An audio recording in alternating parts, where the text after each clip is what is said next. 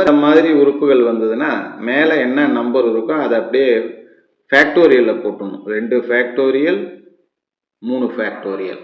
மேலே கீழே என்ன வரும் அப்படின்னா ஃபேக்டோரியல் உள்ளார இந்த 2 ப்ளஸ் இந்த 3 இதோட ஒரு 1 கூட்டணும். அவ்வளோதான். இதுதான் ஆன்சர். இதை சுருக்கணும்னா முடிஞ்சு போச்சு. இதை விரிவு பண்ணால் என்ன வரும்?